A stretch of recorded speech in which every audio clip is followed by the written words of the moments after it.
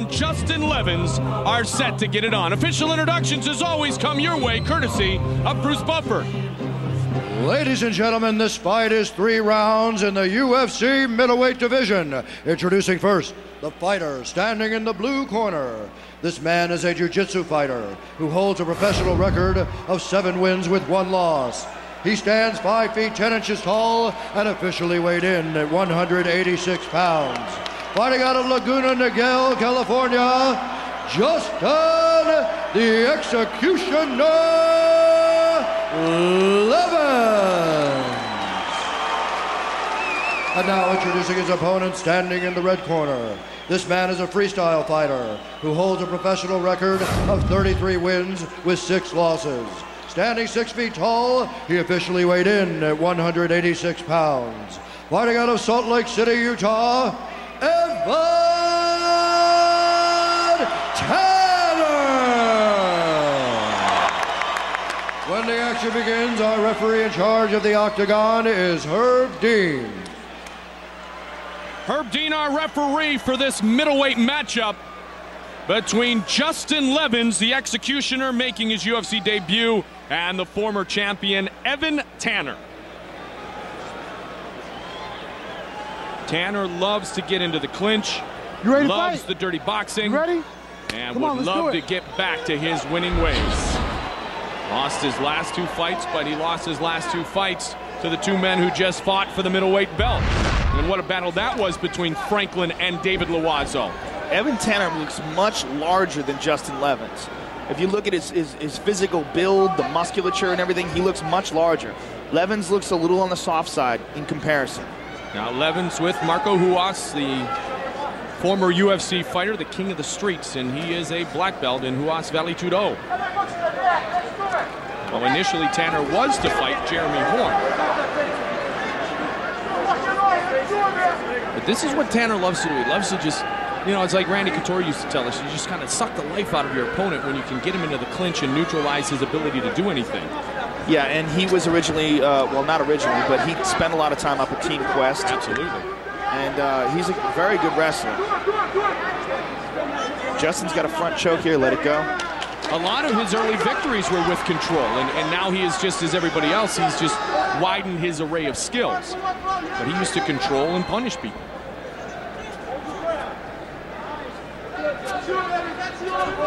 Evan has much improved his striking, and one of the things you see about his striking that's improved is his angles. He's much better at coming in at different angles and moving around and presenting a much more mobile target.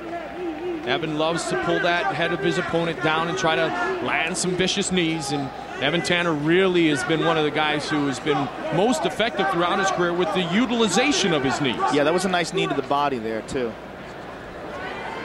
And the takedown. All right, this is a bad spot for Justin Levens. Side control. This is where we saw him finish off Dave Terrell. Tanner was really dominant in that fight over Terrell. Yeah, and Tanner does not mind being in the half guard. He likes to stay in the half guard and just drop elbows and punches. And unlike a lot of fighters, he's actually very effective in this position. He'll just rise up like this. See how he's got a hold of the head? See how he's got a hold of Justin's head with one hand. He's controlling it, holding it in place, and then dropping those bombs on it. Looks like he's going for a submission on the right side. He's pushing that arm. He's trying to push his arm up like he was going for an arm triangle. He's controlling Justin's right arm.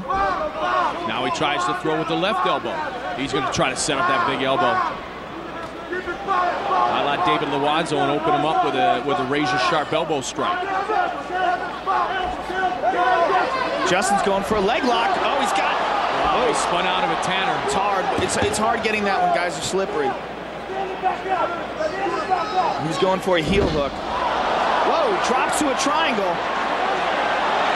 If he can get his foot, good job by Levens in trying to break loose here. If he can get his foot underneath his knee, he's got it. He's got it locked in. Can he get it? Real bad for. He's got it. Can he finish? If he pulls his head down.